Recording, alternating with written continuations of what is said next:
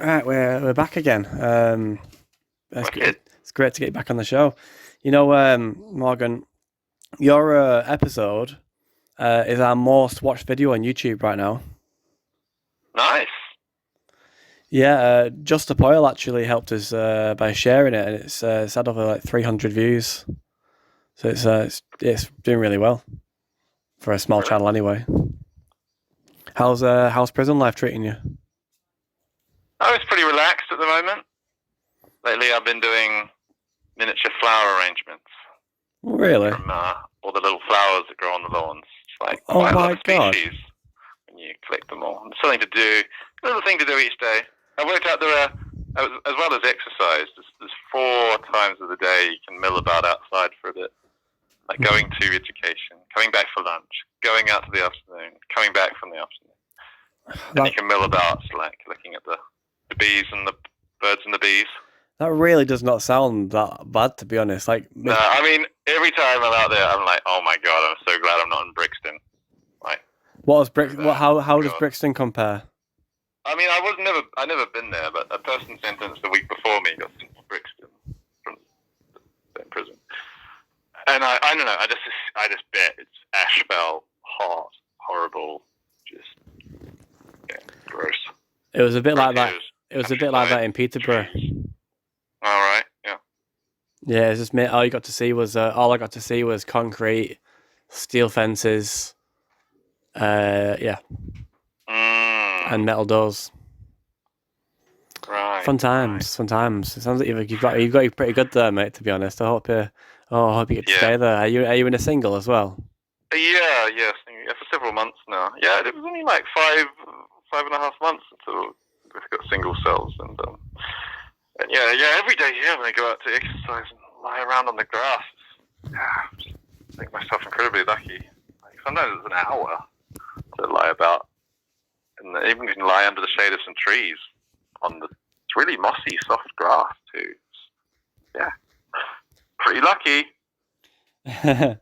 Yeah. Have you met any other prisoners? Like, have you made any friends? I have, yeah, yeah. I've gotten on with yeah, one person quite well here. Someone I go to art class with, and that's quite cool. Just to mostly listen to you know what's going on through someone's head who's been there for 5 years. Um, you know, is there anyone whose story do you think could be shared? You know, on this show, who needs to be shared that you've met so Um, far? yeah, one person I didn't know particularly well, or didn't really get to know very well, but I think the story's just really shocking. It's an indictment on how cut up, broken our society is. A guy in his maybe late 20s or something, in prison for second or time or something like that. And the reason he was in prison was because of some previous conviction. He had an alcohol tag on his ankle that detects if he has any alcohol to drink. Yeah. Because there's a condition of being released that he couldn't have any alcohol. And he's sort of getting by all right. But then it comes up to the 1 year anniversary of his mother's death, and he's alone and doesn't have anyone to grieve with or remember it with. So he has a few cans of lager, and bing, bing, bing, the alcohol tag comes off. And the next day he's dragged away and slammed in prison. And I was talking to this guy, just thinking, oh my God, that's such a blunt instrument. I mean, what's an instance where someone just needed some people to talk to, some like family, some friends, and whatever, anyone, like humans, right? Just to grieve with. Because of that, isolation, disconnection, this brutal, Yeah, that's wrong. brutal system. Just and yeah, it's horrible. You can see from the system's perspective, we have to do something. If someone's been involved in lots of crimes involving alcohol, we have to like stop them hurting other people. But it's just so Like you said, brutal. I think you got it pretty And summed up pretty yeah. well. It's like a blunt, what a blunt instrument. Like, and you need like like a precision instrument would have like leeway in certain situations like that.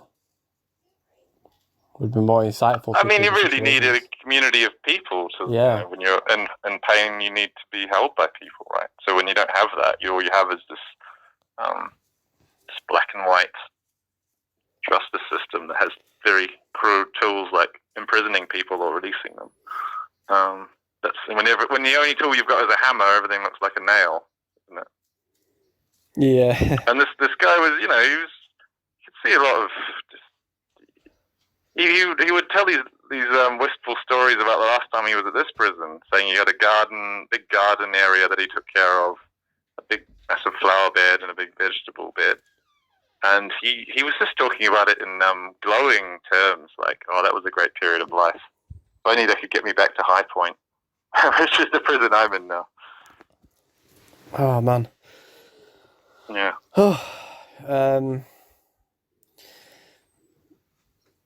When I was in prison, I met some people who they shouldn't have been in prison. Like, I met one guy, for example. I can't remember his name, but he had like obvious learning difficulties, and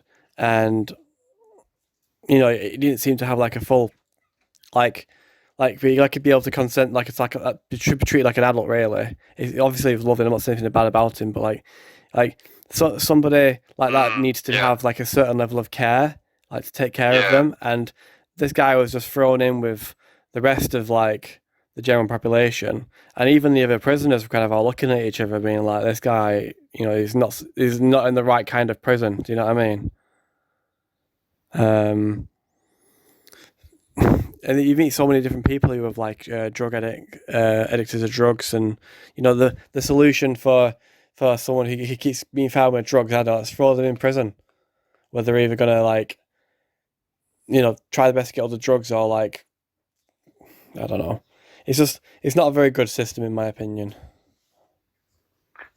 Yeah, it's applied to a lot of things that just really doesn't help, because we don't have those other systems, maybe informal systems and bonds of society and community that would provide people with the care that they need.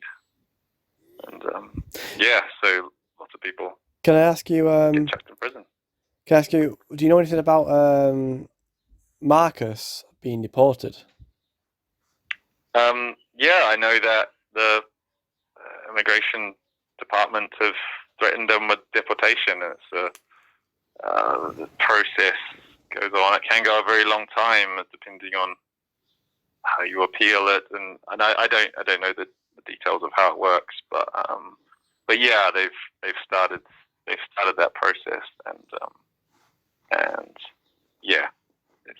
it's figuring out how to contest that, and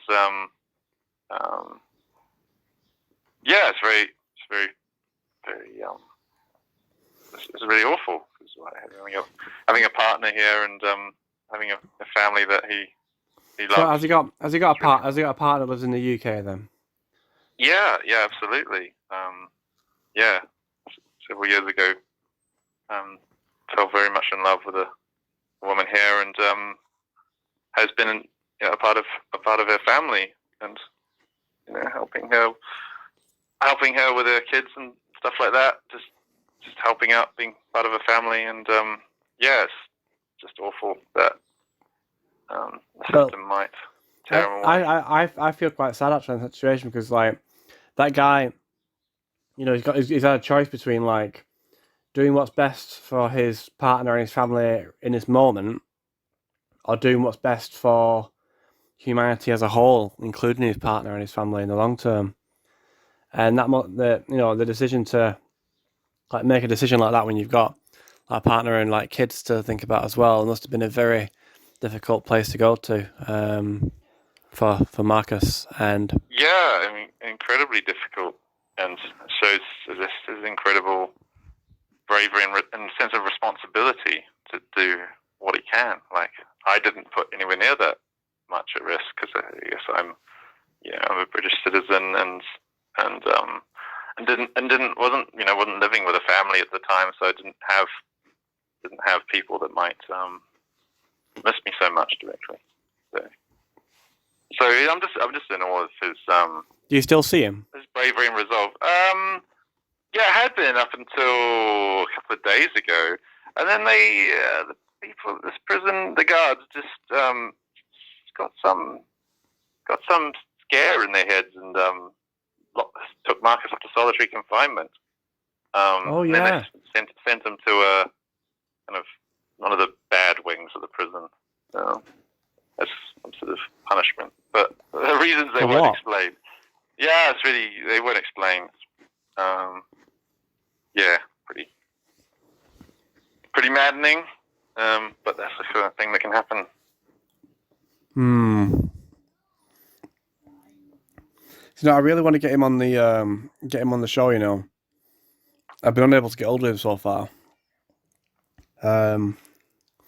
I've been putting out. By the way, I've started helping out at Rips now. You're gonna see him. You might see. I've just sent the latest emails. Right. So What's Rips, Josh, for the people listening? So Rips is we've talked about it before. It's Rebels in Prison Support, and it's a very important organisation that supports rebels in prison. You know, that's not just like climate change activists. It's also other kind of rebels, like activists in Palestine Action, in Animal Rising, XR, Just Oil, you know, whatever it might be, or whatever it might be. So they're publicly funded with donations, and I think you know very well yourself that they sort you out with all your emails out, I've and received a lot of wonderful support from Rips. yeah, there's financial support as well. Like they'll send you money to pay a few phone calls and things like that, and I provide emotional support to the people in prison, but also the friends, family, and partners of the people who are in prison. That's a very important thing, and I'm quite good friends with the people in Rips, and so I've started helping out now by I'm gonna be the one doing the emails from my laptop. So when you get in your emails, I'm gonna be the one copying them over. See, what we do is people who it costs money to email a prisoner. So what we do is we set up a new email for each prisoner, and then when emails go to that inbox, then we simply copy them, paste them, put them into the paid email to the prison, and we might paste a few emails to the same person into one email just to save them money, and you know, stuff like that. So sending yesterday. Wonderful supportive group network, the Rips. Yeah. Well, actually, I think about Rips is actually very low on funds, and we need to do a crowdfunder, which I'm gonna try and set up for supporting rebels in prison, because they're actually running on low money. Oh no! Yeah, please do ask people to support. Well, I'm asking people to support them right now. We'll stick the link into this. We'll stick the link into the description of this video or podcast on Spotify. By the way, Morgan, we're on Spotify now. This podcast is on Spotify, so great. Your voice is on Spotify now. It's one of our more, it's more viewed on Spotify as well. So, I feel like it's really working. How do you feel? What do you think about this idea of running a podcast and interviewing people from prison and interviewing people in protests and things and such like that? It's brilliant. Yeah, we need to hear a lot about these things. Obviously, I'm slightly partial in this. Just a bit impartial. Being one of the people in prison, but it's brilliant to be able to communicate with a wider audience, which is, I guess, the reason I've used a lot of my time in prison writing to reach a lot of people I can't talk to, and it's brilliant whenever there's a chance to. Well, how about speak to a bigger audience? I'd like to do something for you. That's the whole exercise. The whole exercise is communicating about Morgan, that we're in a climate ecological emergency, and that things are going to change quickly. Otherwise, people are in dire trouble. So the more we can talk about it on the more channels, the better. Have you got any speeches that you've written? Yeah, a bunch. Yeah, I mean, I've recorded quite a few. Because I've got it into my video editing now, because I got myself a laptop. So if you want to record a speech at my end, I can turn it into like a bit of a video with like great. Well, video effects. Yeah, and we'll things. put some up there. Awesome. Yeah, who is it that's got your speeches? Who do I get in contact with?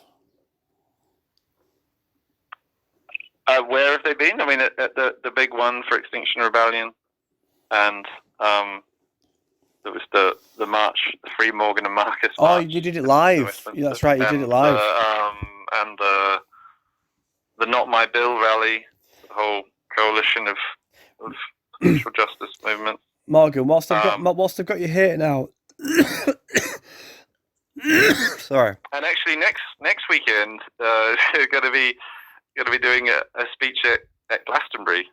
Wow. Under the structure, under the bamboo structure that I designed. It's going to host a people's assembly on deliberating on.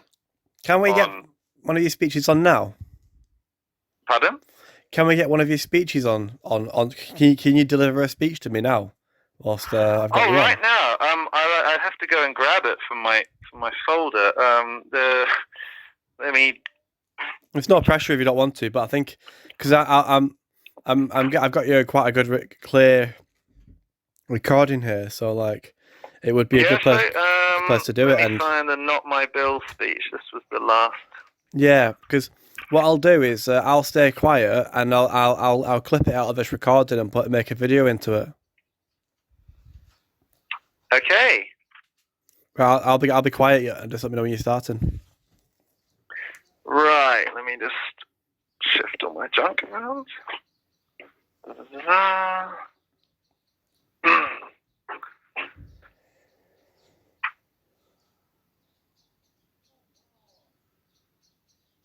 All right. This was the speech I gave at the Not My Bill rally over the phone, obviously, a couple of weeks ago. And the Not My Bill rally is a rally of lots of NGOs like Extinction Rebellion, Black Lives Matter, Just Stop Oil. Gosh, I can't remember all the other names. Lots of movements, Gypsy Roma Traveller organizations that are really just outraged and despairing at the laws being passed in the government to restrict all kinds of rights of assembly, to make it basically illegal to do just about anything. Anyway, I'll get on with the speech. This was what I said. I have a call to action for many of you here, but first I will share some things I've observed from prison. I've been reading the establishment's philosophy, the ideas of the social contract and the rule of law, in the writings of John Locke. And why? Because his ideas were built into the foundations of modern British society after the Civil War. The core of these establishment ideals is that we agree to live in society together for our mutual safety and prosperity, for public welfare. And in exchange, we give a power to a government to make and enforce the necessary laws, necessary for our mutual welfare. Now, our government is utterly perverting that power to make laws which annihilate public welfare in climate and ecological collapse. They put private, wealthy interests above the public interest. The investor earns, the planet burns. Smashing one pillar of our society's foundation causes other pillars to crumble. That first pillar was the social contract, the government's legitimacy. Without it, they can only rule through fear, as the first King Charles tried to do, unsuccessfully. The next pillar crumbles in an avalanche of intentionally ambiguous laws which make anything potentially illegal, even bringing placards to a coronation. The rule of law is replaced by the rule of the police. We fear their arbitrary violence and abductions when the law gives us no certainty. However, this regime has massively overplayed its hand. Compliance will kill us in fire and ecological collapse. I decided that prison frightened me far less. I do not regret my decision. Because I know that what I've suffered is tame compared to what our ancestors endured to win all the rights and freedoms which are now being taken away from us. The suffragettes endured far worse in cruel Victorian prisons. I have a distant ancestor, Dolly Dalrymple, an indigenous woman of Tasmania, who endured far worse to survive the British genocide of her people. For 5 years, I've lived in East London, near the old Brighton May factory in Bow. So I know about the matchstick women who endured far worse to form their pioneering union and demand a better life. Generations of our ancestors, ordinary people, formed unions and literally stood arm in arm to survive the blows of the military and the police. And we are no different from those ancestors. We have inherited their true grit, though we may need to dig below our surface a little to find it.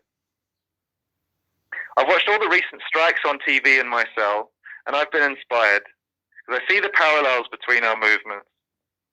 I have taken non-violent direct action to halt the collapse of our climate and ecology. Nurses and doctors have been taking different forms of direct action to halt the collapse of our National Health Service.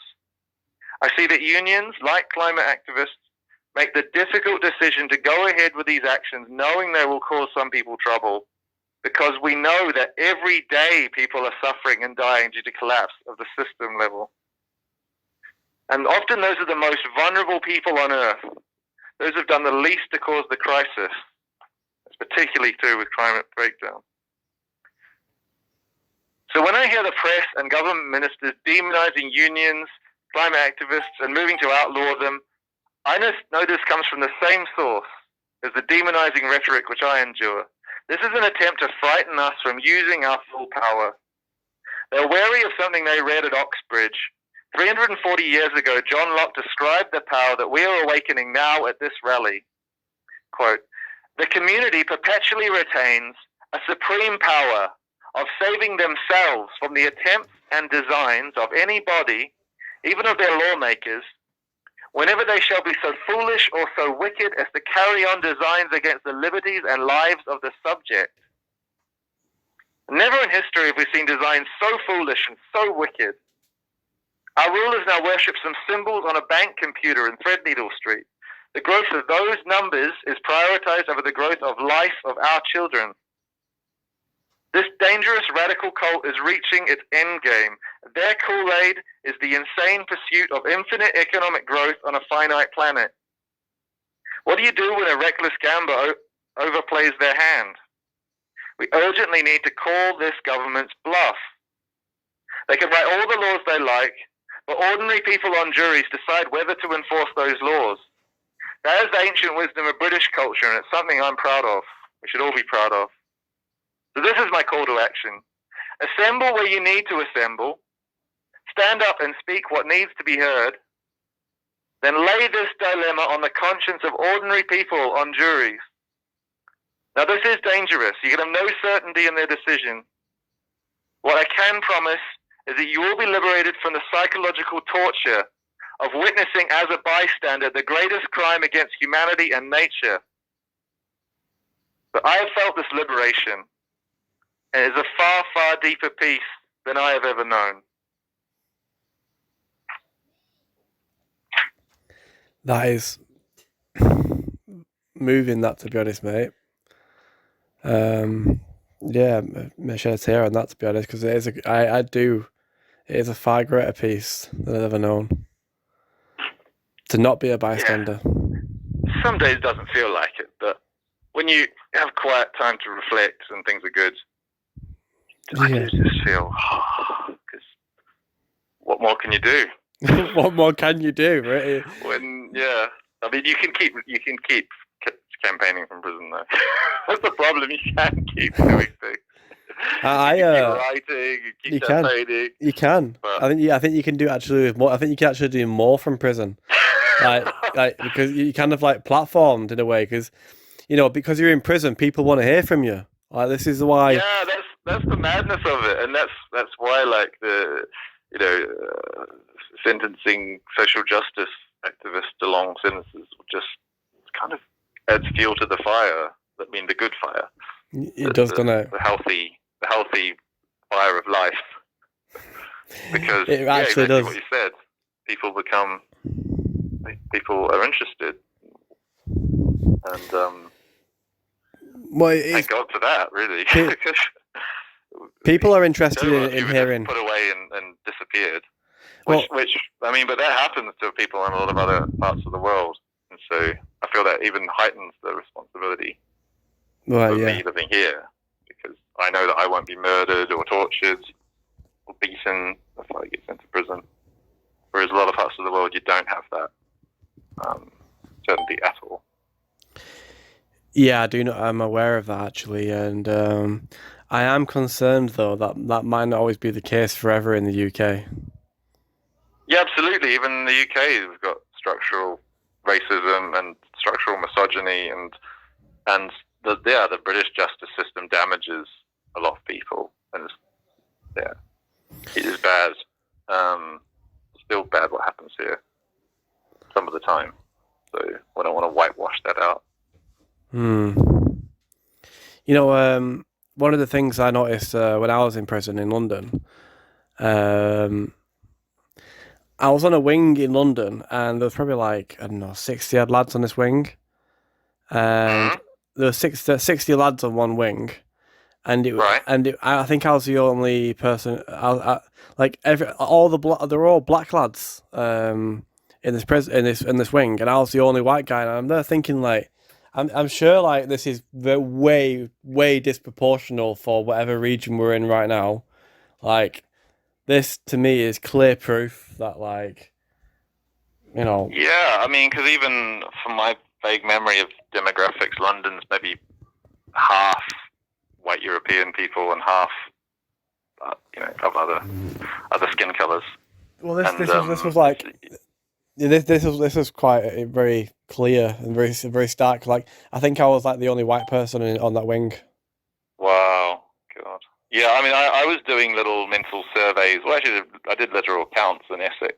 I was in prison in Chelmsford, and I frequently did a count around the yard of how many black and brown people I saw, and it was quite high. It was like 50% or something. And considering that's in Essex, where I don't know what the population statistics are in Essex, but it's definitely you can see you can see the structural racism in evidence in front of your face every day here. It's because it's vastly out of proportion to the general population. Have you met any prisoners who were on IPCC? Is it always IPP? IPP. Yeah, there's one in my art class. I've not got to know him very well, but right. The art class and. Have you met any others? Before? But just to clarify, IP. No, I haven't. No. Do you want to clarify what an IPP sentence is? Yeah, it's indefinite public protection sentence, which was something given in the 90s, early 2000s, and it just locked people away forever, basically, because of some rationale that was the only way to protect the public, people that were deemed too likely to reoffend. But they cancelled that. They cancelled it in law, but they didn't annul the people on those sentences. They left in indefinite prison, which is pretty awful. I mean, a really awful prospect. I met someone.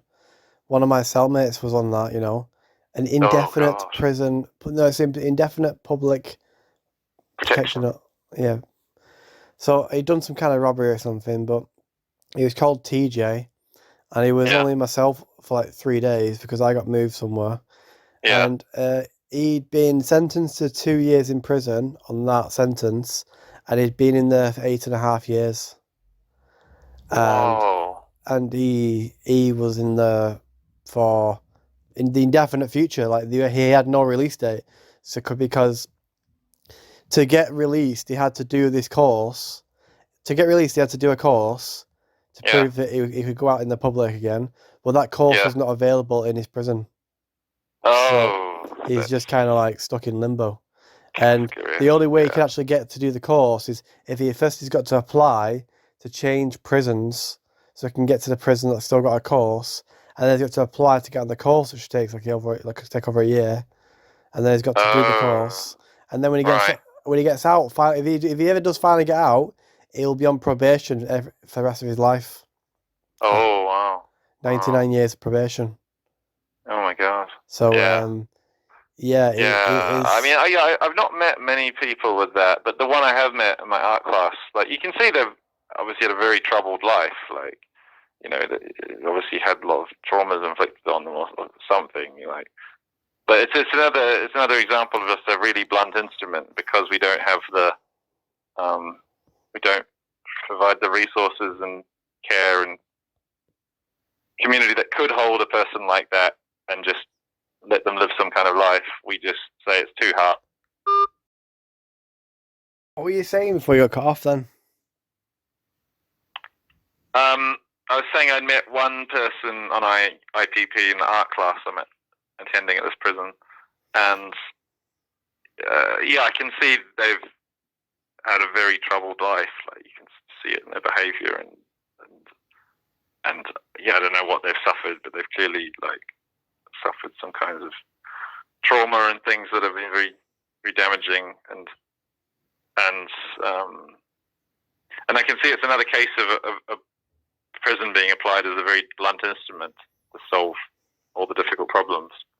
Well, it's a private. People need a lot of support and community. Need a lot of bonds and care to keep them, allow them to live a life. And because those bonds and that care and that facility is not there, it's just the only thing to do is throw them in prison. And isn't it like a private prison as well? No, this is standard government prison. Oh, fair enough then. So there's no one making money out of it then, you think? Well, I don't know. No, it's costing everyone money. Well, I know the private prisons make money out of prisoners. Right, it's costing government money. It costs all the taxpayers more. Yeah, I know that. Because the profit being extracted by the private prison shareholders.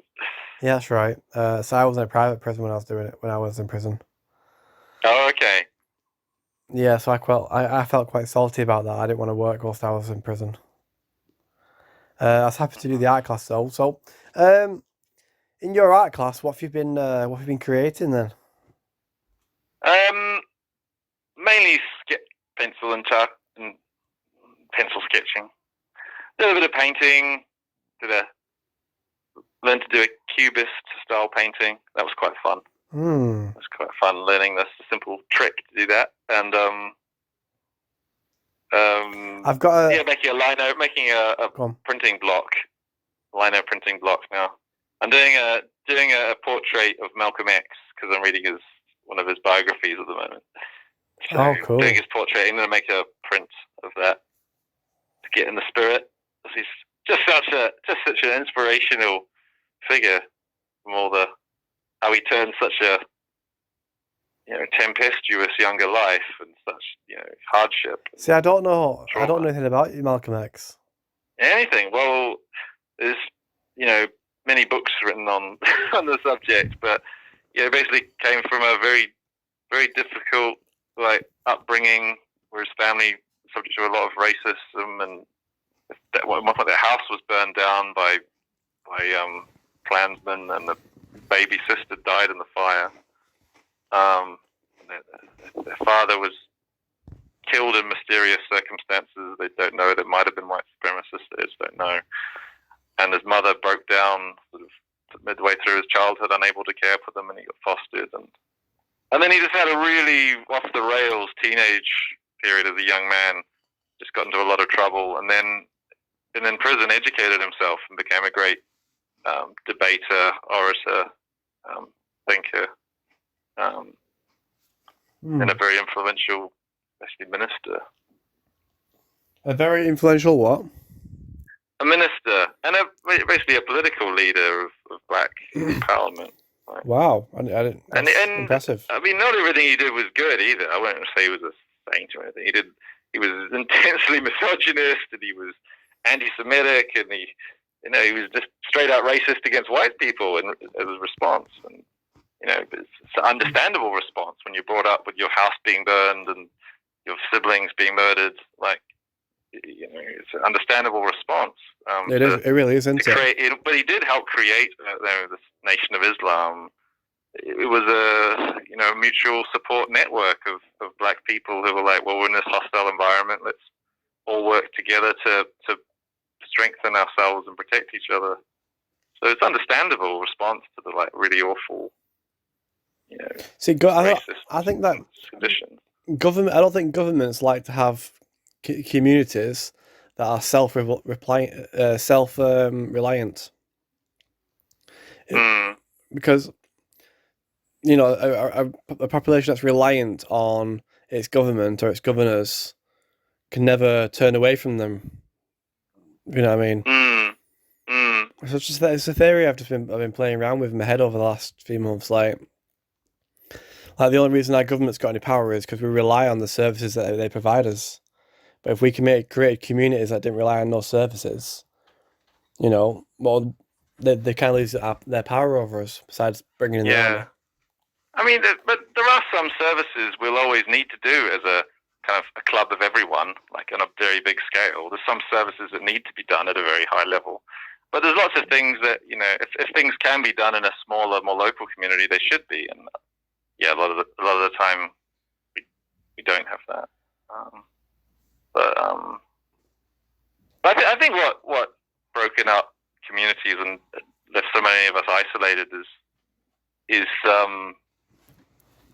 just the very aggressive nature of money and debt and finance. It forces us to pay back debts, continually doing more and more things for money that people would have previously done to each other as gifts.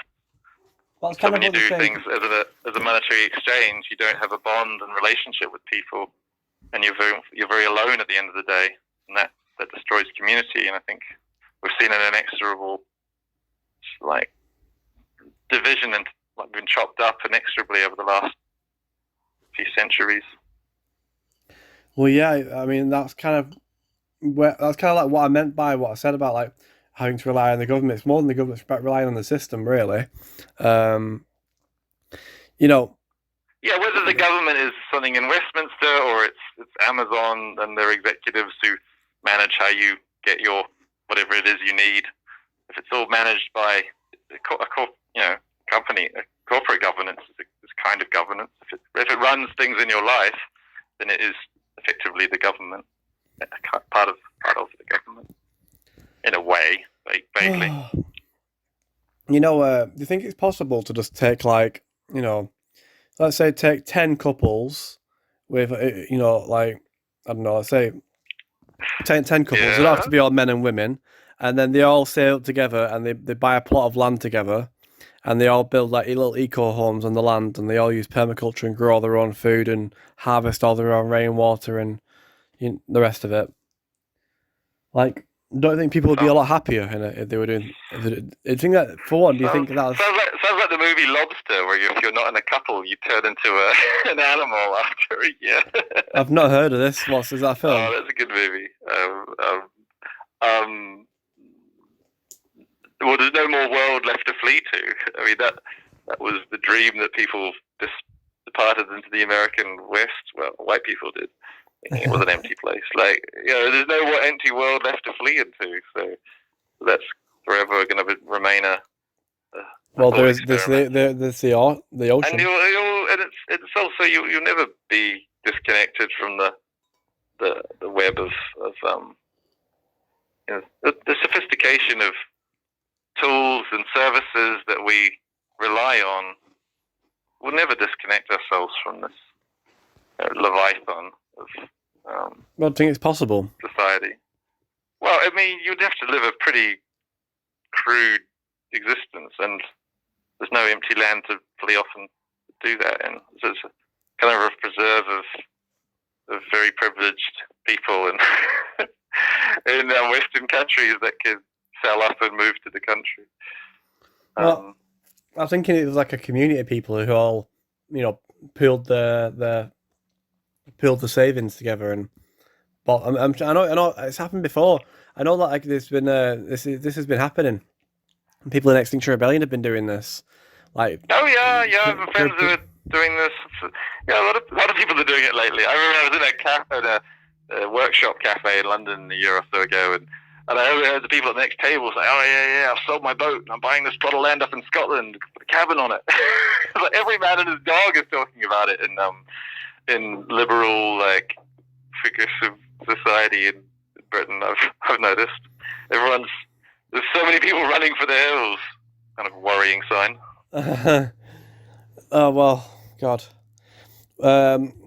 I've said this many times, but my plan A is to save the world from runaway climate change, and plan B is to survive the death of the world. Now I've got my plan, but have you got any kind of a plan, like a plan B? No, I don't think Plan Bs are credible. No one, yeah. I like that. I mean, I do have a New Zealand passport, I'll admit. Legally, couldn't you be I hear the New Zealand weather patterns won't become too terrible in coming decades. So I'm really, really lucky that I was brought up there. But no, a serious breakdown of a large part of the world. No one will be immune to that. Like it will lash out in all kinds of ways to every corner of the world. So that's why I don't want to like flee to the hills, because when serious shit hits the fan, it will lash out everywhere. I think cities will be the worst place to be. Yeah. Places with like high population density, with like low green areas. Well, there'll be brown areas, after there's been no rain for a while. Yeah, exactly.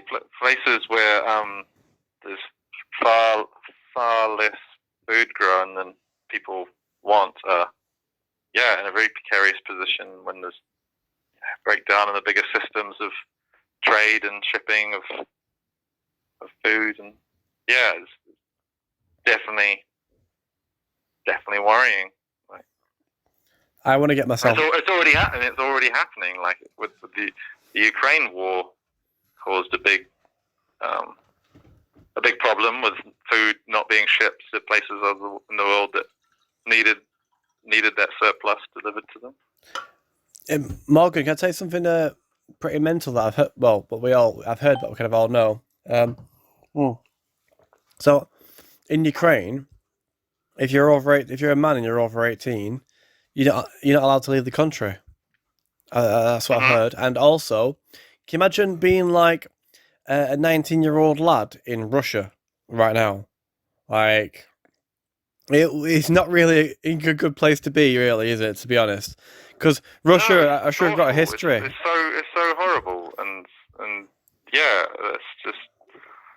that's just appalling. It's just terrible. It's heart wrenching. So many people are just sent to murder each other based on the whims of a few angry men. It's literally like you've got young teenage lads in Ukraine who can't leave their country, and you've got young teenage lads in the Russian army. You got older men as well, who they can't leave, they can't back out, they have to go into a war zone, up against Ukrainian soldiers who are fully equipped with like high tech American NATO weaponry. Like, it's just a tragedy. Russia's got a history of just like throwing lots and lots of manpower at a problem. So in history, in all the world wars and Russian wars, Russia just like doubles and triples down just by throwing loads of men at the problem, and getting like millions of men killed. So it's really tragic. That's happening right now. Yeah. I just hope we don't have conditions like that erupting in other parts of the world. I mean, that's ultimately why I'm here in this campaign and why I'm in prison, because I just want us to appreciate the emergency conditions we're in, and that if we don't take radical action to avoid things deteriorating and to break down where large parts of the world can't feed themselves, because in those situations there will be more and bigger and worse wars. There's a war unfolding in northeast Africa, because I think it's not what's the name of the country now? You've got Egypt and my mind's gone blank. Is it Sudan? basically a country higher up the Nile is building dams to obviously to harvest water the in Nile. of the Nile, yeah. Um, God. and what's happening is it's basically those countries that are further higher upstream than Egypt are gaining geopolitical power over Egypt, because if you can restrict the country's water source, like you kind of have to do it, if push comes to Oh, shove, right, you're yeah, at a major that's frightening. disadvantage. So right, I've got Right, it. yeah, I'm not familiar with what's going on the other end. I hear there's So that I've got civil it up war now. going on in Sudan. So basically, the most of the rivers start in Ethiopia. It's the northern western part of Ethiopia where the dams are being built, and that Mhm. is the main feed for the River Nile. So the River Nile flows from like northwest Ethiopia, then from the south to north through Sudan, and then into Egypt, and then it flows out through the Nile. So Sudan and Egypt are dependent on Ethiopia, but Ethiopia's basically got the tap on the they've got the tap Oh God, on the water supply for those two countries, that's really and frightening. the situation's escalating because Egypt is threatening to start a war over it and start blowing up the dams. Oh God, So God, you know, that's there's horrible. there's going to be some wars kicking off over water, basically. Yeah, I mean that's sooner than I thought. Like, yeah, things always bad things always happen by a really horribly fast surprise, don't they? Well, Yeah, just look at I hadn't been following that situation. I've been aware of that civil war in Sudan, but it's even more terrifying when there's multiple conflicts next to each other. It's just, yeah, that's terrible. what really scares me, because like I love learning about history, the history, human history, and history Mhm. of wars and history of revolutions and such. And Mhm. you know, if you were to pick a boy born in the year 1900, right? Yeah. And he grew up and his normal life, and he got to the age of 13, and things are pretty normal in his world. He's 1913. You got Mhm. like all this technology, and you've got all steam engine cars and fires, and then World War One starts. Like, Mhm. could you have imagined the atrocities that would take place, and then say No, I mean I couldn't. Yeah. say by And I, chance this young 14-year-old boy survives that war, is then like he's 20-year-old for the Great Depression, yeah, and yeah, then yeah, he's 36 by the time World War Two starts. yeah. I think I read a book that touches on this. It's a novel by A.S. Byatt. I think it's called The Children's Book. You can look at that, A.S. Byatt. And it starts in the 1890s. And what's so touching about it, moving, is it describes this family in Surrey who are very like cosmopolitan, and they have friends from Germany, and they were like into all the latest art of the time, and William Morris prints, and they're all very fashionable, and they have a lovely life.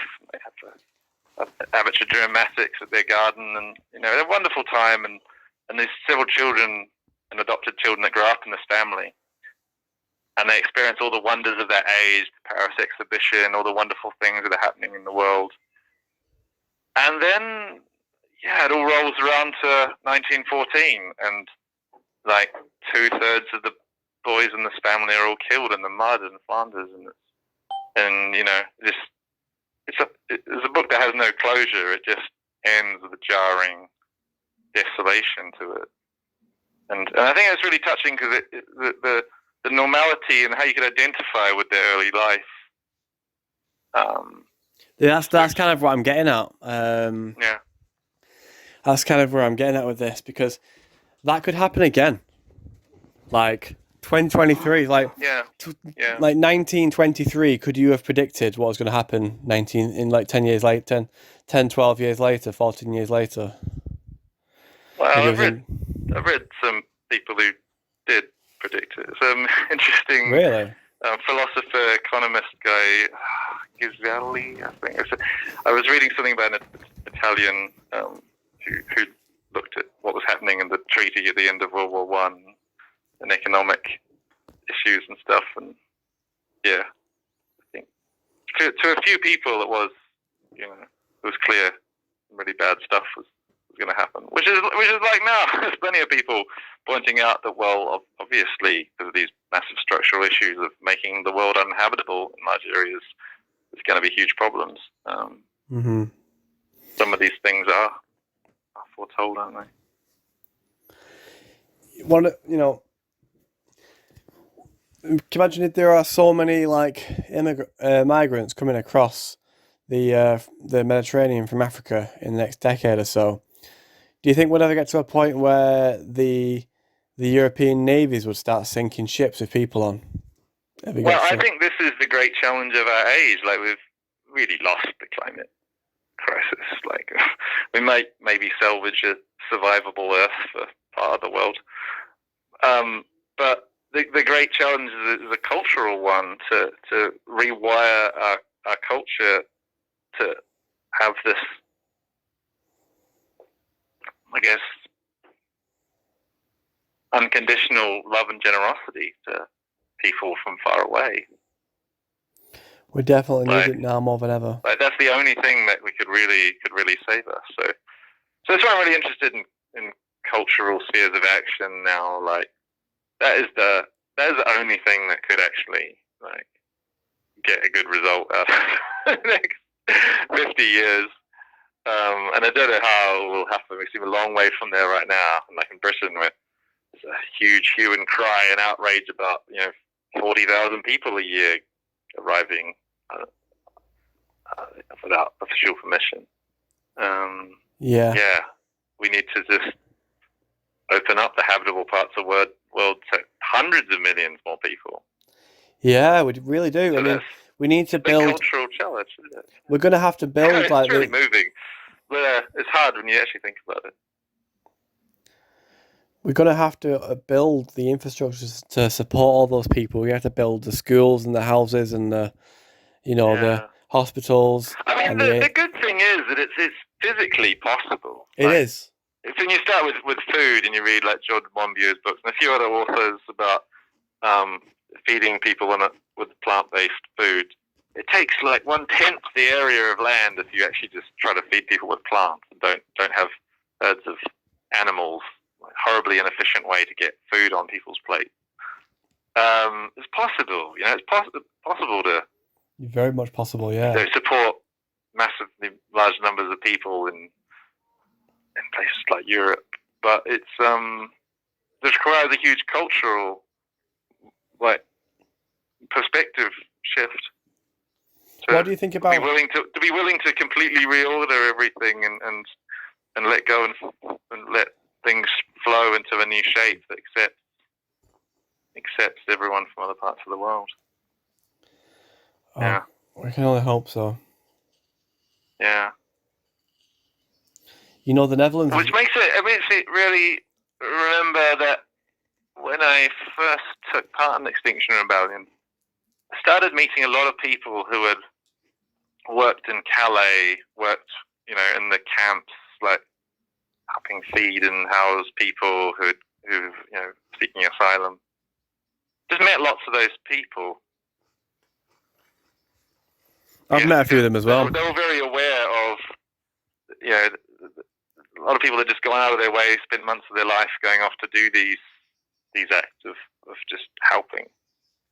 Because I think, they get it. They get it that this is only going to get bigger and bigger. Flow, the movement of people. Don't we know it, eh? Yeah, heavy stuff. Mm-hmm. It's very heavy stuff, isn't it, really?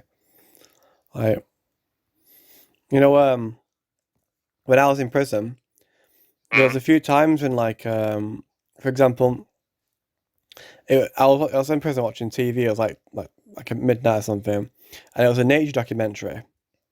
Yeah. And it was about penguins near Antarctica. Right. And these penguins, the baby penguins would have like really fluffy fur, which would keep them warm only if they were dry. So they had to stay on land. But usually that climate is usually very, very dry but very cold. so the baby penguins are okay. But because of climate change and heating, what would have been snowfall has been turned into rainfall, and these penguins, yeah. the penguins have been getting wet soaking through, and as a result, they've been dying of of basically freezing to death. And the penguin population in this area is like declined and declined and declined to the point where they've gone extinct on several of these massive islands. And I was watching this documentary because they had this guy who'd like devoted his entire life to just studying this species of penguin, and he was on this island, this massive island, and it was just empty. And he was saying, this is one of the islands where the birds used to absolutely cover, and now they're extinct on this island. And it's kind of like it was kind of heart wrenching because I'm watching it and you look at his face. You know what I mean? Because these birds are his life, and he's just looking around and it's just drop dead silent, not a single.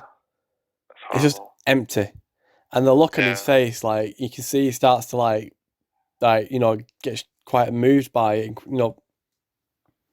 Has to turn away from the camera because he's just feeling it, and I felt like so much. I literally jumped up and screamed at the TV like, "Why the fuck do you think I'm fucking here? This is why I am here." I was just holding my hands up, like thinking, like, what more could I possibly be doing right now to bring awareness to this problem? And I just thought I'd share that moment I had with you. Yeah, because that example is just typical of what's happening over just innumerable places and environments in the world, where every beautiful type of living thing on Earth is specially adapted to a particular niche of geography and climate. And if that niche changes a bit, they don't have a way of living anymore, and you can't really imagine the things that will set them off balance until you look at the details, like you were saying there. Like it's just even it was a little bit warmer. It doesn't sound like a problem, but yeah, it was a little bit warmer. Killed them of cold. Yeah, bizarre. Because it caused snow to rain. Yeah, it's hard to envision all the complexity of life's adaptation to all these niches, and it takes thousands or hundreds of thousands, millions of years for species to perfectly adapt to the stable climate, and we can shift that climate over like 100 years. I would say over like 20 years. Like the amount we've shifted it in 20 years is quite phenomenal. Like, yeah, 100 years, but like the faster it shifts, the more of these species are all of a sudden they're gonna just be in a situation where they are no longer able to survive in their climate because their climate has changed. Yeah, and the critical thing, reason that perpetuates is because people are not in that emotional state, like you were seeing the effect of that and disappearance of those penguins.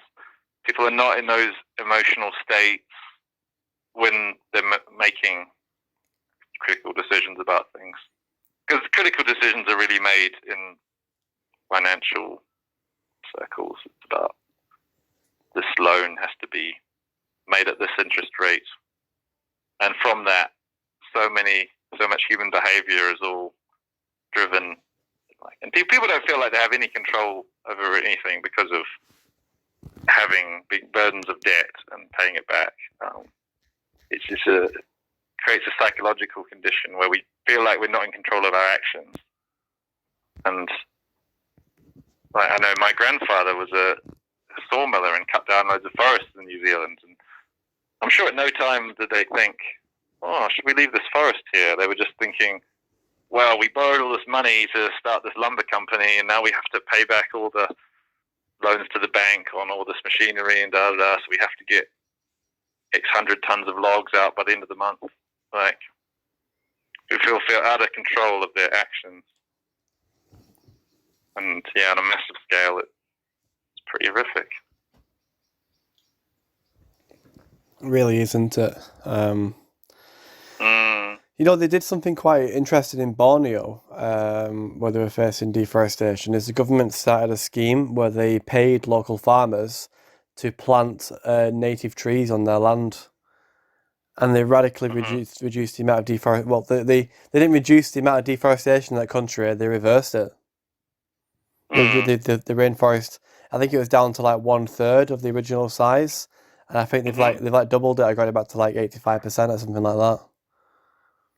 Yeah, it's great to see those reminders that it is due to actions that we take, and we can choose to take different actions.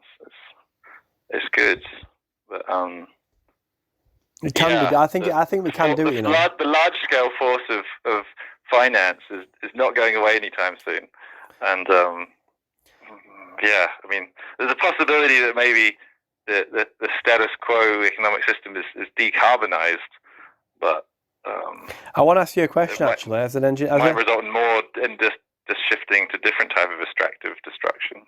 Are you you're an engineering man, right? So I want to get your opinion on something. Yeah. I'm gonna tell you his opinion, tell you his idea and tell what you think, right?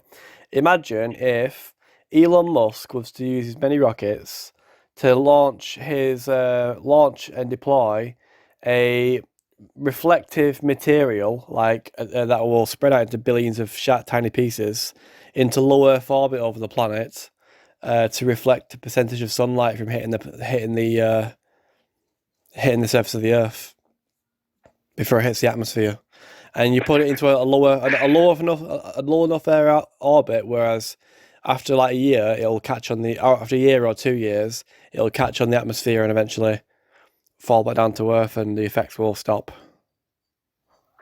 Yeah, I've no idea of the practical No, practicality of that. Like, not me neither. how much reflector can you get in orbit per ton of jet fuel, of rocket fuel? Because the rocket fuel is not good for the atmosphere, is it? Well, you could. The beautiful thing about it is the higher up the orbit, the longer it'll stay there. So, like, I was thinking maybe you could design a material, hopefully that you could have to be organic so it could decompose. But imagine if it was like super, super, super fine. So the surface area would be as large as possible for the amount of space it could take up, and it could just Yeah, I mean, it's like.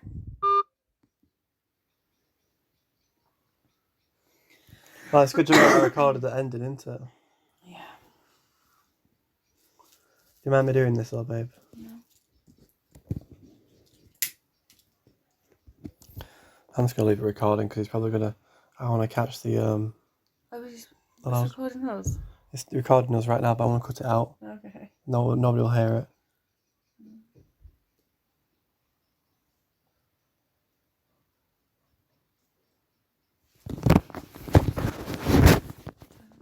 Ten past 9.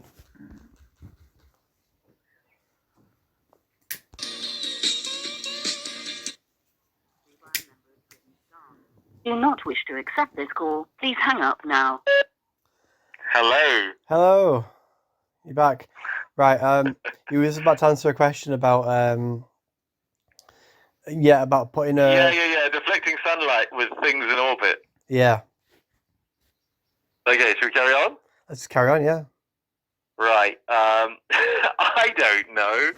I've heard the more practical solution is putting particles in the lower atmosphere with airplanes. I mean, that's what's in Ministry for the Future by Kim Stanley Robinson, and he looks up his stuff.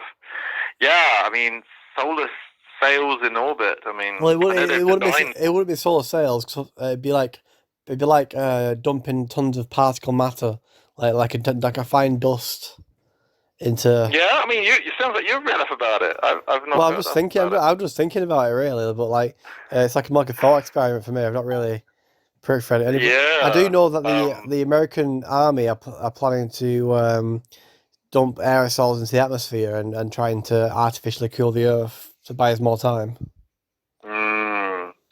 Yeah. Look, I don't know about that one. You would probably better go on the internet and look at it. Yes.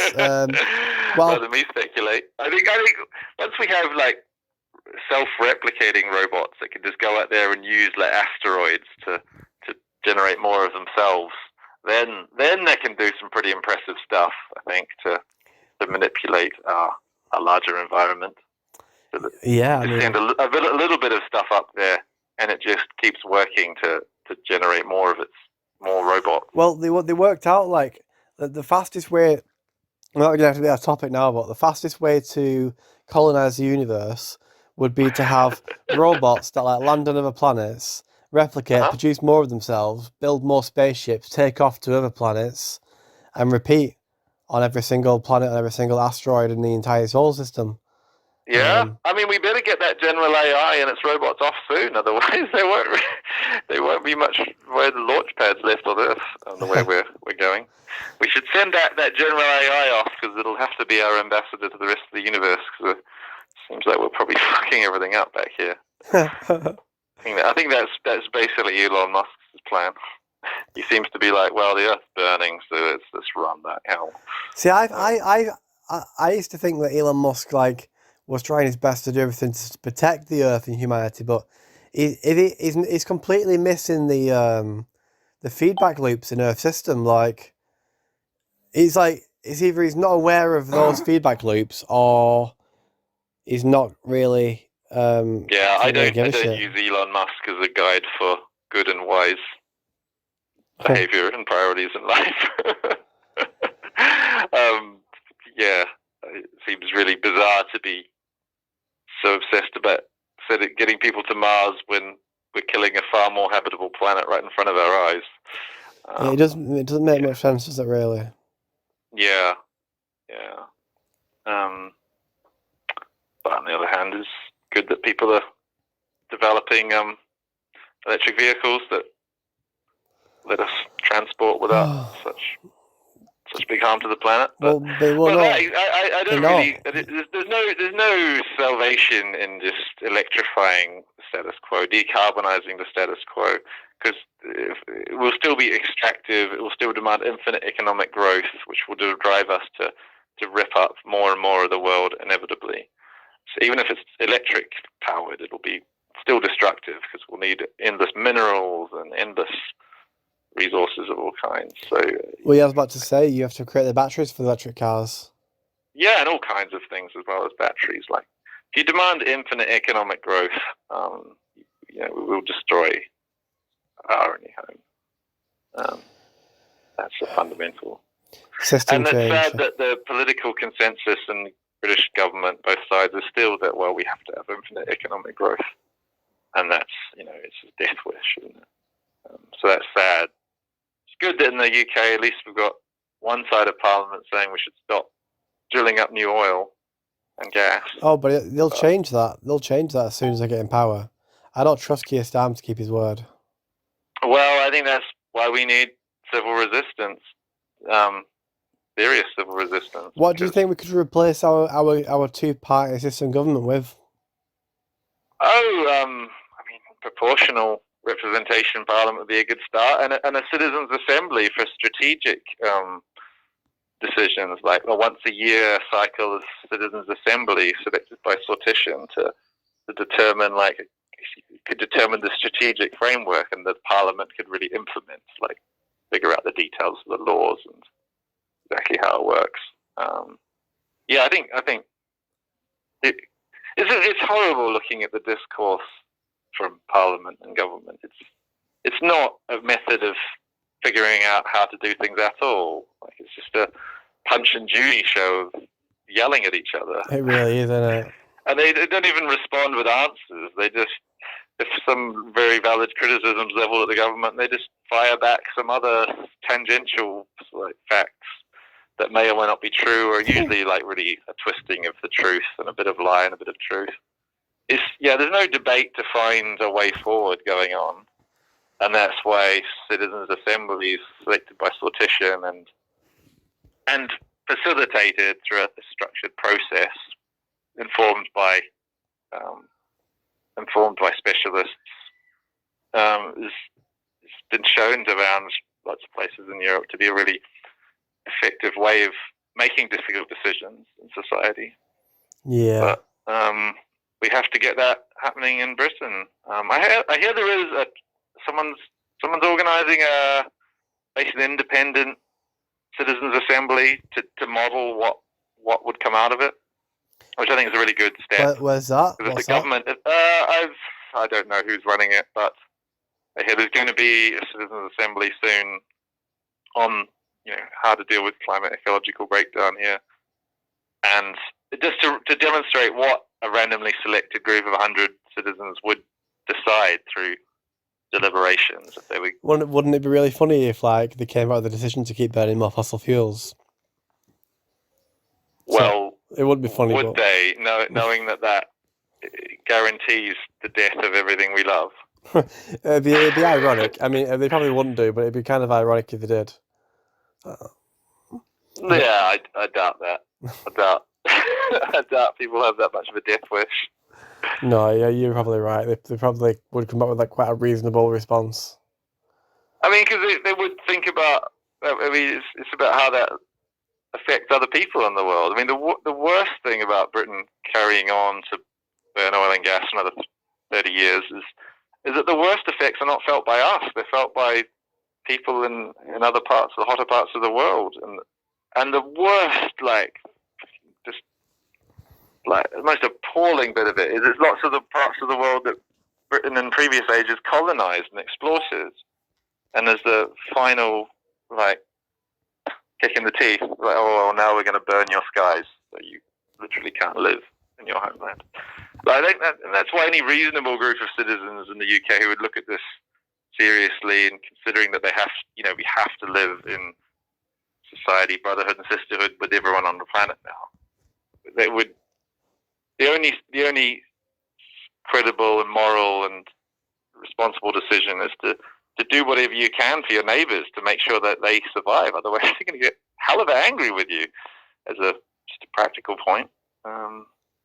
Yeah. Yeah.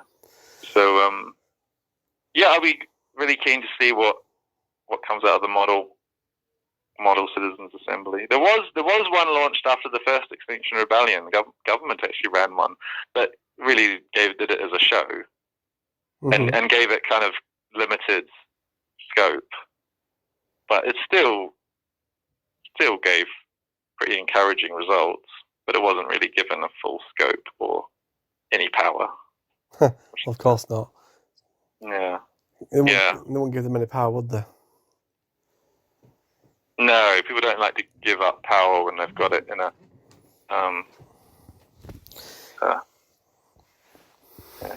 elite. See, I was thinking the other day, what if, say, like, you created a petition that was also a constitution. So, like, you create a constitution, and then you write it as a petition as well, and you say that you want, all this action on the climate. You want people's homes to be insulated. You want the nationalisation of the rail networks and the oil companies and all this stuff. And if this petition is not, the demands are not met in this petition, then that automatically creates a new constitution in the UK for a new political. I want to use the word party, but like it would be like a new form, a second government. We need a lot of people for it. But imagine if we got all the strikers and all the protesters and all Black Lives Matter and all Palestine Action and all Just Stop Oil, and we all stop. Yeah, I think serious civil resistance should demand a revolution in the means of our democracy, because we've got like a 200, 300-year-old system, and it's absolutely not functioning. Like, objectively creating suicidal, making suicidal decisions, making suicidal policies strategically. I've been playing around with this idea. Yeah, absolutely. A wide scale, a widespread alliance of civil disobedience, civil resistance is needed to demand a revolution in our system of democracy. Not an abrupt change, but just a thing like having citizens' assembly, like an inflection point in the direction of travel. Yeah. I mean, it will, even if you do that, there'll still be very difficult questions of how you deal with the international financial system. Even if you got the most right-on citizens' democracy government in the UK, there'll still be some tricky stuff to unravel being part of the international financial system. Well, yeah, I mean, bigger than any one national government, and sort of accountable to no one. It'd kind of have to happen worldwide. Like, what's his name, Steinbeck says in The Grapes of Wrath, everybody hates what the bank does, even all them that work in it. Yet the bank goes on doing it. I tell you, the bank is more than men. Men created it, but they can't control it. Brilliant quote. It really is, isn't it? It really speaks for bigger than just one particular bank, but the whole system of government, corporate finance. It's beyond the control of any government, even the EU government and US government. Well, yes, it's like I reckon if we had a people's revolution, and we had our ideal, revolution, we tried to make our utopia, and it only happened in the UK, then I reckon the global financial markets would cut off the UK from the rest of the world's trading countries and prevent us from trading with other nations and try and starve us out. Yeah, I mean, it happened to Haiti first, didn't it? They decided they don't want to play ball with European extractive economic slavery and bullshit, and then Haiti got completely slammed by the international financial system. And then, of course, but I don't know. I think it'll happen first in Germany. There seems to be a lot of interesting momentum in the last generation over there. What do you know about that then? What do you know about the momentum? That a lot of people are taking action, just doing simple roadblocks around a lot of cities in Germany, and it's creating a huge debate and controversy all the time, and getting really interesting things to happen. Like one of the organizers, the resistance, his 81-year-old mother apparently went on TV to a panel debate discussion with the German Chancellor. Like, wow. Mad. You can imagine the Prime Minister going on to show here to debate with your mum about what to do about climate ecological breakdown. That's pretty impressive, that, to be honest. Yeah. I mean, and I think it's because, the huge differences in Germany, I think, because of going through a huge trauma, being broken apart, completely broken down, and then building themselves back up. Perhaps, I don't know, I just think it might be more amenable to change and admitting you're wrong, whereas in Britain we're so calcified and what's thought to be this invincible system of British institutions because they've never been destroyed in the wars of the recent centuries. They've not been, think about the British institutions, they've not been destroyed in, 1,000 years? Getting on, 1066 was the last time Britain was I don't know. The Civil War was that was yeah, but that only made the British institutions stronger because they beat the king. Yeah, I mean, it was pretty big upheaval. But I mean, then there was the Glorious Revolution of 1688 when basically a Dutch took over with Dutch military support. I don't know much about this. Will you tell me? What William of Orange took over the throne in 1688, basically because of Dutch military pressure. The Dutch navy and army sailed over, and they were like, "Yeah, William of Orange is going to be king now." And a lot of people in Britain thought, "Oh, okay, let's just roll with it." I think that's essentially what happened, because a lot of Britain's elites went, "Yeah, let's side with William of Orange." I mean, that was the last military change of government in the UK. Right. Well, when did you say that was? 1600s. 1688. Wow. Known as the Glorious Revolution. Have you ever? The cheerleaders, the victors, wrote the history, and they said it was glorious. Have you ever heard of the great? We're going off topic here, but you might find this interesting. The great stink of 1853 or something like that in London. Oh yeah, when the growth of Victorian London the shit hit the fan. Yeah, with literally. sewage just stinking out all summer, or there were Well, no apparently- fans, so that was the problem. Yeah. Apparently, one year I think in one really hot year, like, so the Thames had like sewage poured into it for hundreds of years, and Mhm. industrial waste as well, and Mhm. and one summer the Thames ran dry, or like 99% dry, and it revealed hundreds of years of stacked and fresh to old, like, human shit, basically, which then baked in the sun. Like the width of the width of the River Thames and the length of the River Thames all the way through London, and apparently, like, the smell was horrific, and it went for miles. Like, apparently, people were said to have, like, thrown up if the wind had changed, and even the Queen, that the Queen, like, left Buckingham Palace for a temporary time to go. Oh yeah, you can bet. Just like COVID, everyone with a house in the country bolted. Yeah, like, it was pretty funny though, because the houses of Commons had just been built, like, that decade, and they're literally on the Thames. So, Yeah. like, apparently they started by lining the curtains with, like, this strong mint chemical, and spending a small fortune and trying to get rid of the smell, until Parliament finally decided to put a new act in place about the hygiene of the River Thames, and they paid for full restoration works. Building sewer system. Yeah, that's the one. Yeah, that's how London got their sewer systems. But it was funny how the politicians only really went into action once they were being directly affected by the problem. Like, because they'd been receiving letters and complaints about the state of the River Thames for a very long time. Mhm. And it's not until, like, their entire building is basically a shithouse that they. Yeah, I mean, it's mad that here we had, like, ridiculous 40-degree temperatures last summer, and it still penny didn't drop. That this is deep trouble.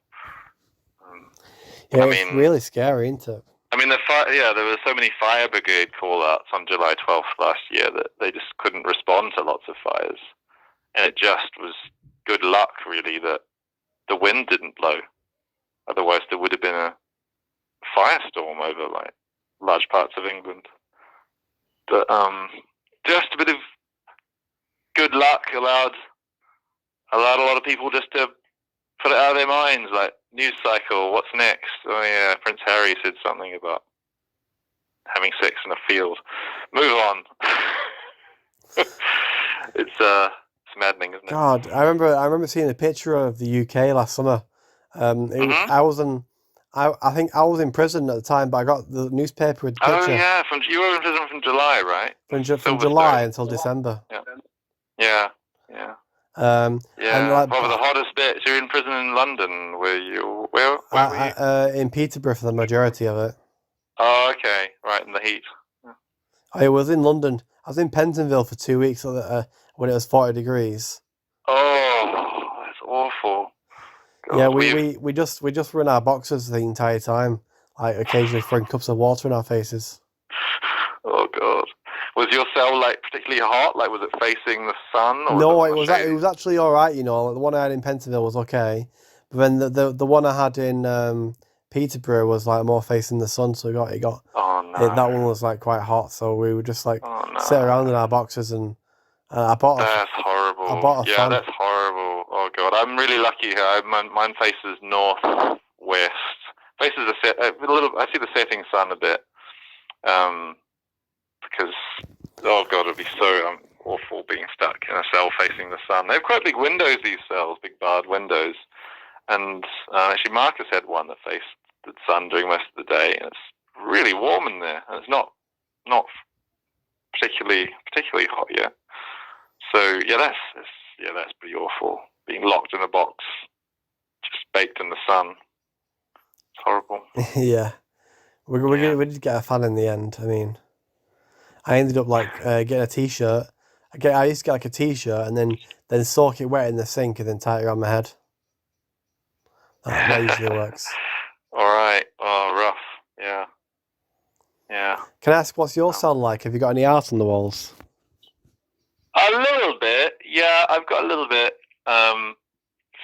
paintings people have sent in to me. People from Rips, actually, and their friends. Did some paintings and a few photos of my bamboo structures at Glastonbury. And do you get your... a few inspirational people. Can I ask, do your emails, do they get printed off? Yeah. Are the pictures in colour? No. I think Black and white right. pictures. So if people want to send you pictures, they've got to be in the post. Is that right? Yeah, people can send me nice printed photos from free prints, and yeah, fantastic. We've got lots of little batches of those, and it's a wonderful thing to get because it's just fun to look through. Have you got pictures of all your friends and family? Not really, but I got this random selection of some friends at different events. Well, lots of people send me photos from different Extinction Rebellion events or the bamboo building collective I've been part of. Lots of different ones of that, and the different protests that have been on in recent months. Okay, well, if anyone's listened to the episode this far in, then if you'd like to send Morgan any emails or any pictures, you can. Well, let's just think actually. So what details people need to send stuff to you? I can stick it in the link below I can put it in the video description below as well. So, but do you want to tell people how do people send things into you? What's your prisoner number? I don't think I'll put that publicly. Thanks, Josh. Oh, okay. So, probably a good idea. Join a movement like Just Stop Oil or support with Rips or join the Extinction Rebellion, and you'll find out these kinds of things. But no, I don't want to put them publicly. All right, that's fair enough. Well, it's funny that because I got one bit of hate mail. It was interesting. It was from an old address that someone released on the internet. But interestingly, I also got one bit of supportive mail to that same address. Wow. So a bizarre little survey. It was 50-50 for the general public. So I thought that was a pretty good result. I thought the general public would be much more anti, but apparently not. Yeah. There you go. Yeah. Oh God, I'm burning up right now. To be honest, I feel really hot right now. I'm just saying, I feel really hot right now. Okay. Listen, is there any last bits you want to get in? Because I think I'm gonna round up soon. Yeah, I need a drink. I'm parched. No, Josh, this has been great fun. It has on it, really. Let's wrap it up. Talk to you next time, yeah? All right, dude. I'll speak to you next time. We'll be chatting with you. All right. Bye. Catch y'all later. We are the tongue that speaks the truth. We are the song upon the wind. We are the courage to stand forth. We are the change that now begins. On this good green earth, we will take a stand with an open heart and a healing hand. With an open heart and a healing hand.